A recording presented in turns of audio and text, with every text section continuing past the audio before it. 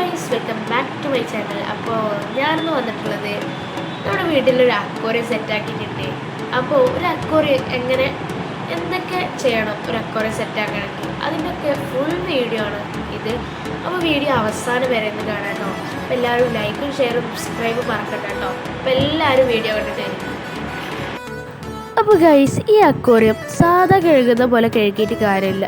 നമ്മൾ ഏത് അക്വേറിയം ആണെങ്കിലും കല്ലുപ്പൊക്കെ ഇട്ടിട്ട് നല്ലോണം നീറ്റാക്കിയിട്ട് വേണം കഴുകാൻ. അതിൽ ചെറിയ ചെറിയ ബാക്ടീരിയാസ് ഉണ്ടാവും, അതൊക്കെ നമ്മൾ ക്ലീൻ ആക്കണം. പിന്നെ അതിലിടുന്ന സ്റ്റോൺ ആണെങ്കിലും നല്ലോണം കഴുകണം.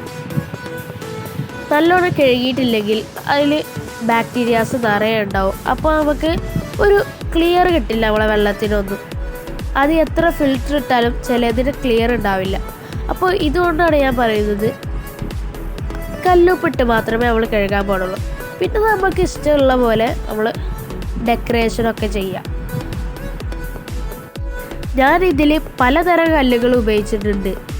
ഇതിൽ ഒരു മെറ്റൽ പോലത്തെ കല്ല് ഉപയോഗിച്ചിട്ടുണ്ട്. പിന്നെ സാധാ നമുക്ക് കടയിൽ നിന്നൊക്കെ വാങ്ങാൻ കിട്ടുന്ന കളർ കല്ലുകളും ഉപയോഗിച്ചിട്ടുണ്ട്.